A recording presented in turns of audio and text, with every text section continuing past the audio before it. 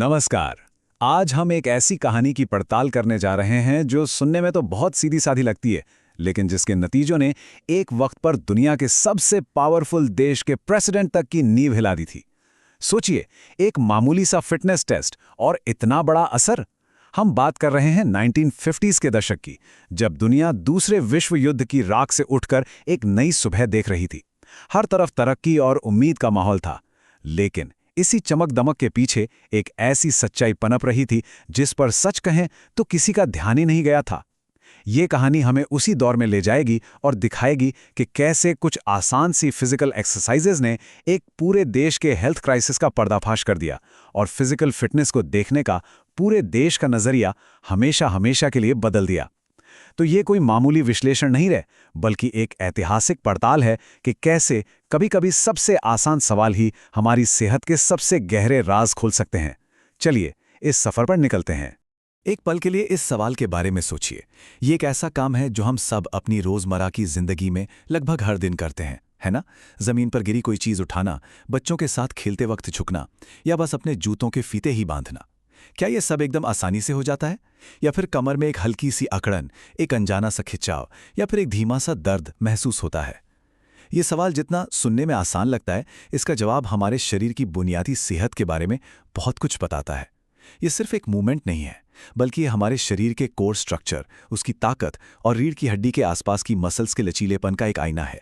ये एक्शन हमारे शरीर की उस फाउंडेशन की जांच करता है जिस पर हमारी पूरी जिंदगी की इमारत टिकी हुई है। और अगर इस नींव में जरा सी भी कमजोरी है तो पूरी इमारत के डगमगाने का खतरा तो बना ही रहता है। जी हाँ, चाबियां उठाने जैसी यही सामान्य सी क्रिया उस मशहूर फिटनेस टेस्ट का बिल्कुल सेंटर पॉइंट है जिसके बारे में आज हम बात कर रहे हैं। इस टेस्ट का नाम है क्राउस वेबर टेस्ट। अब देखिए, ये कोई मुश्किल एक्सरसाइज का सेट नहीं है जिसे करने के लिए आपको किसी जिम या फैंसी इक्विपमेंट की जरूरत पड़े। नहीं, बल्कि ये हमारी रोजमर्रा की जिंदगी में जरूरी मिनिमम फिजिकल कैपेसिटी को मापता है। मतलब वो क्षमता जो हमें बिना दर्द और परेशानी के एक एक्टिव जिंदगी जीने में मदद करती है। और इसी सीधे साधे से दिखने वाले टेस्ट ने 1950s के दशक में अमेरिका में एक ऐसी सच्चाई को सामने लाकर खड़ा कर दिया था जिसे देखकर हर कोई हैरान रह गया, और इसे गंभीरता से लेना देश की सबसे बड़ी प्राथमिकता बन गई। ये कहानी हमें याद दिलाती है कि हमारी सेहत की नींव बड़े बड़े वादों या भारी भरकम वर्कआउट में नहीं, बल्कि इन्हीं छोटी छोटी सहज और दर्द मुक्त क्रियाओं में छिपी होती है। तो चलिए टाइम में थोड़ा पीछे चलते हैं। 1950 के दशक में दूसरा विश्व युद्ध खत्म हो चुका था और अमेरिका एक आर्थिक महाशक्ति बनकर उभर रहा था। शहर तेजी से बढ़ रहे थे, नई नई टेक्नोलॉजी जिंदगी को आसान बना रही थी और लोगों के पास पहले से कई ज्यादा सुविधाएं थीं। लेकिन इसी मॉडर्न लाइफस्टाइल के बीच दो दूर की सोचने वाले डॉक्टर्स थे, डॉक्टर हंस क्राउस और डॉक्टर सोनिया वेबर।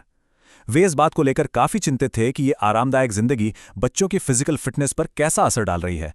उन्हें एक शक था कि कार, टेलीविजन और दूसरी सुविधाओं के बढ़ते इस्तेमाल की वजह से बच्चे फिजिकली कमजोर हो रहे हैं। बस इसी चिंता ने उन्हें एक ऐसी स्टडी करने के लिए प्रेरित की जिसकी रिपोर्ट आने वाले वक्त में व्हाइट हाउस तक में हलचल मचाने वाली थी। और यहीं से फिजिकल फिटनेस को लेकर एक ऐसी बहस शुरू होने वाली थी जो पूरे देश को अपनी सेहत के बारे में फिर से सोचने पर मजबूर कर देती। इस कहानी के 3 बहुत अहम मोड़ थे जिन्होंने इतिहास की दिशा ही बदल दी। देखिए, 1950 के दशक की शुरुआत में डॉक्टर क्राउस और डॉक्टर वेबर ने एक बहुत बड़ी कंपैरेटिव स्टडी शुरू की। उन्होंने अमेरिका के हजारों बच्चों और दूसरी तरफ यूरोप के स्विट्जरलैंड, इटली और ऑस्ट्रिया जैसे देशों के बच्चों का टेस्ट लिया। इसके लिए उन्होंने बेसिक फिजिकल स्ट्रेंथ और फ्लेक्सिबिलिटी को मापने के लिए 6 बहुत ही सिंपल एक्सरसाइजेस का एक सेट तैयार किया था। फिर आया साल 1953 और जब इस स्टडी के नतीजे दुनिया के सामने आए तो वो किसी धमाके से कम नहीं थे। अखबारों में सुर्खियां बन गईं और हेल्थ एक्सपर्ट्स के बीच हड़कंप मच गया। नतीजों ने अमेरिकी हेल्थ ऑफिशियल्स और शिक्षाविदों को सचमुच झकझोर कर रख दिया था। इसका असर इतना गहरा था कि 1956 आते आते ये मामला प्रेसिडेंट ड्वाइट डी आइजनहावर के पास पहुंच गया, जिन्होंने इस पर तुरंत एक्शन लेने का फैसला किया। अब जो चीज सच में चौंकाने वाली है वो हैं ये आंकड़े। जरा इस चार्ट पर नजर डालिए। स्टडी में यह पाया गया कि करीब 58% अमेरिकी बच्चे इस बेसिक से फिटनेस टेस्ट में फेल हो गए। 58%, यानी आधे से भी ज्यादा। वहीं दूसरी ओर यूरोप के सिर्फ 8% बच्चे भी फेल हुए। ये फर्क जमीन आसमान का था और सच कहूं तो ये बहुत डरावना था। आप कल्पना कीजिए, देश के आधे से ज्यादा बच्चे नॉर्मल तरीके से झुकने या बैठने तक में सक्षम नहीं थे। ये सिर्फ फिटनेस की कमी नहीं थी, ये एक तरह से नेशनल एम्बैरेसमेंट थी और भविष्य के लिए एक बहुत बड़ा खतरा। इसका सीधा सा मतलब ये था कि एक अमीर और शक्तिशाली देश के बच्चे अपनी बेसिक फिजिकल क्षमता खो रहे थे। सवाल ये नहीं था कि बच्चे एथलीट क्यों नहीं बन पा रहे, सवाल ये था कि क्या वे एक हेल्दी एडल्ट भी बन पाएंगे। इस रिपोर्ट ने पूरे देश में एक बहस छेड़ दी और सवाल खड़े किए कि क्या मॉडर्न होने की कीमत देश की आने वाली पीढ़ी को अपनी सेहत से चुकानी पड़ रही है। इन हैरान करने वाले आंकड़ों का असर सीधा देश के सबसे ऊंचे पद तक पहुंचा। जब प्रेसिडेंट आइजनहावर को इस रिपोर्ट के बारे में पता चला तो उन्होंने इसे नेशनल सिक्योरिटी और देश के भविष्य से जुड़ा एक बहुत ही गंभीर मुद्दा माना। आइजनहावर, जो खुद एक पूर्व मिलिट्री जनरल थे, इस बात को बहुत अच्छे से समझते थे कि एक देश की असली ताकत सिर्फ उसके हथियारों में नहीं होती, बल्कि उसके नागरिकों की सेहत में भी होती है। उन्होंने इसे सिर्फ एक रिपोर्ट की तरह नहीं देखा, बल्कि राष्ट्र के भविष्य पर एक अटैक की तरह देखा। उन्होंने महसूस किया कि अगर देश के युवा ही फिजिकली कमज़ोर हैं, तो देश का भविष्य भी कमज़ोर ही होगा। और बस इसी सोच के साथ उन्होंने एक ऐतिहासिक कदम उठाया, president's council on physical fitness की स्थापना की। सोचिए, एक सिंपल से फिटनेस टेस्ट के नतीजों ने सीधे तौर पर एक नेशनल पॉलिसी को जन्म दिया, जिसका मकसद था पूरे देश में फिटनेस के लिए जागरूकता फैलाना और स्कूलों में फिजिकल एजुकेशन प्रोग्राम्स को बेहतर बनाना। तो हमने ये तो जान लिया कि इस टेस्ट का ऐतिहासिक असर कितना बड़ा था, लेकिन सवाल यह है कि ये टेस्ट आखिर है क्या, इसमें कौन सी एक्सरसाइज शामिल हैं और ये हमारे शरीर के बारे में क्या बताती हैं। चलिए अब इस टेस्ट के स्ट्रक्चर को थोड़ा गहराई से समझते हैं। हम एक एक करके उन 6 सिंपल मूवमेंट्स को देखेंगे जो क्राउज़-वेबर टेस्ट का बेस हैं। ये मूवमेंट्स इतने सीधे साधे हैं कि इन्हें करने के लिए किसी भी इक्विपमेंट की ज़रूरत नहीं है, लेकिन ये हमारे शरीर के कोर यानी पेट और पीठ की मसल्स की मिनिमम स्ट्रेंथ और फ्लेक्सिबिलिटी के बारे में सब कुछ बता देते हैं। ये वो मसल्स हैं जो हमारी रीढ़ की हड्डी को सपोर्ट देती हैं, हमारे पोस्चर को सही रखती हैं और हमें रोज़मर्रा के काम करने की ताकत देती हैं। आइए इस टेस्ट के हर एक पहलू का एनालिसिस करते हैं। सबसे पहले ये समझना बहुत ज़रूरी है कि क्राउज़-वेबर टेस्ट का मकसद क्या है। ये कोई एथलेटिक परफॉर्मेंस को मापने वाला टेस्ट नहीं है। इसका मकसद ये जानना नहीं है कि कोई कितना तेज़ दौड़ सकता है, कितना ऊंचा कूद सकता है या कितना वज़न उठा सकता है, नहीं, बल्कि जैसा कि यहाँ साफ साफ लिखा है, ये एक क्लिनिकल असेसमेंट है। इसका एक ही लक्ष्य है, ये मापना कि क्या किसी इंसान में रोज़मर्रा के काम बिना दर्द और परेशानी के करने के लिए मिनिमम मस्कुलर स्ट्रेंथ और फ्लेक्सिबिलिटी है या नहीं। दूसरे शब्दों में कहें तो ये टेस्ट ये नहीं मापता कि आप कितना ऊंचा जंप कर सकते हैं, बल्कि ये पक्का करता है कि आप बिना दर्द के चल फिर सकते हैं या नहीं। ये परफॉर्मेंस की रेस के बारे में नहीं है, बल्कि हेल्थ की उस नींव के बारे में है जिसके बिना परफॉर्मेंस की बात करना ही बेकार है। ये हेल्थ की एक बेसलाइन तय करता है, परफॉर्मेंस की कोई लिमिट नहीं। चलिए अब इन 6 एक्सरसाइजेस पर एक नज़र डालते हैं और समझते हैं कि ये हमारी रोज़मर्रा की ज़िंदगी से कैसे जुड़ी हैं। पहला और दूसरा मूवमेंट जो पेट की मसल्स की ताकत को जांचता है, वो सीधे सीधे बिस्तर से उठने या किसी नीची कुर्सी से खड़े होने की हमारी क्षमता से जुड़ा है। तीसरा मूवमेंट श्वास टेस्ट उन मसल्स को जांचता है जिनकी ज़रूरत हमें सीढ़ियां चढ़ने या बस में पैर रखने के लिए होती है। इसमें पीठ के बल लेटकर पैरों को 10 सेकंड तक हवा में होल्ड करना होता है। चौथे और पांचवें मूवमेंट में पेट के बल लेटकर छाती और पैरों को 10-10 सेकंड के लिए ऊपर उठाया जाता है, जो हमारी अपर और लोअर बैक की ताकत को परखते हैं। ये ताकत हमें सही पोस्चर में बैठने और जमीन से कोई सामान उठाने में मदद करती है। और आखिरी छठा मूवमेंट जो कि फ्लेक्सिबिलिटी का अकेला टेस्ट है, बिना घुटने मोड़े झुककर जमीन को छूना। ये हमारी हैमस्ट्रिंग मसल्स की फ्लेक्सिबिलिटी को मापता है, जो झुकने और चलने फिरने के लिए बहुत जरूरी है। अब एक बहुत ही ज़रूरी सवाल पर आते हैं जिसको लेकर अक्सर लोगों में कंफ्यूजन बना रहता है। क्या क्राउज़-वेबर टेस्ट एक नॉर्मल फिटनेस टेस्ट है जैसा हम स्कूलों में देखते हैं, जिसमें दौड़, कूद और बाकी फिजिकल एबिलिटीज़ को परखा जाता है, या इसका मकसद कुछ और ही है? इस सेक्शन में हम हेल्थ और परफॉर्मेंस के बीच के उस बारीक लेकिन बहुत ज़रूरी अंतर को समझेंगे और ये जानेंगे कि ये टेस्ट असल में हमारे शरीर के किस पहलू को मापता है। ये समझना इसलिए ज़रूरी है क्योंकि यहीं पर इस टेस्ट का असली सार छिपा है और यही चीज़ इसे दूसरे फिटनेस टेस्ट से बिल्कुल अलग बनाती है।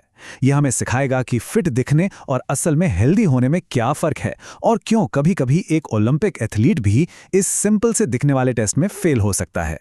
क्राउज़-वेबर टेस्ट उस कॉन्सेप्ट का एक बेहतरीन उदाहरण है जिसे हम हेल्थ रिलेटेड फिटनेस कहते हैं। इसका सीधा सा मतलब है कि ये टेस्ट उन फिजिकल क्वालिटीज़ को मापता है जो सीधे सीधे हमारी सेहत और वेलबींग से जुड़ी होती हैं, खासकर चोटों से बचने और एक फंक्शनल बॉडी बनाए रखने के लिए। ये परफॉर्मेंस रिलेटेड फिटनेस से अलग है, जिसमें स्पीड, एजिलिटी या पावर जैसी क्वालिटीज़ आती हैं जो स्पोर्ट्स परफॉर्मेंस के लिए ज़रूरी हैं। ज़रा सोचिए, एक मैराथन रनर बहुत फिट हो सकता है, लेकिन अगर वो बिना कमर दर्द के किराने का थैला नहीं उठा सकता, तो क्या वो सच में हेल्दी है? क्राउज़ वेबर टेस्ट इसी बुनियादी सेहत पर फोकस करता है। इसका मानना है कि इससे पहले कि आप एक तेज कार चलाना सीखें, आपको ये पक्का करना होगा कि कार का चेसिस, टायर और इंजन ठीक से काम कर रहे हैं। ये टेस्ट हमारे शरीर के उसी बेसिक ढांचे की जांच करता है। इस अंतर को और भी साफ तरीके से समझने के लिए चलिए इस कंपैरिजन टेबल को देखते हैं। एक तरफ है क्राउज़ वेबर टेस्ट और दूसरी तरफ है AIHPERD टेस्ट, जो कि स्कूलों में इस्तेमाल होने वाला एक आम मोटर फिटनेस टेस्ट है। इसके पूरे नाम की बात करें तो यह है American alliance for health, physical education, recreation and dance. अब उद्देश्य के कॉलम में देखिए, क्राउज़ वेबर का मकसद मिनिमम मस्कुलर स्ट्रेंथ को जांचना है, जबकि AIHPERD का मकसद जनरल मोटर फिटनेस मापना है। फोकस पर ध्यान दीजिए, क्राउज़ वेबर का फोकस पीठ दर्द और कोर स्टेबिलिटी पर है, जबकि दूसरा टेस्ट स्पीड, एंड्योरेंस और पावर पर। इनके प्रकार में भी अंतर है। क्राउज़ वेबर ज़्यादा क्लिनिकल है, मतलब ये एक हेल्थ प्रॉब्लम का पता लगाने की कोशिश करता है, वहीं AIHPERD एजुकेशनल है। तो आप देख सकते हैं, ये दो बिल्कुल अलग अलग फिलॉसफी हैं। एक आपको एथलीट बनाने पर फोकस करता है और दूसरा आपको डॉक्टर से दूर रखने पर। तो सबसे ज़रूरी बात यह है कि क्राउज़ वेबर टेस्ट का रिजल्ट सिर्फ पास या फेल में होता है।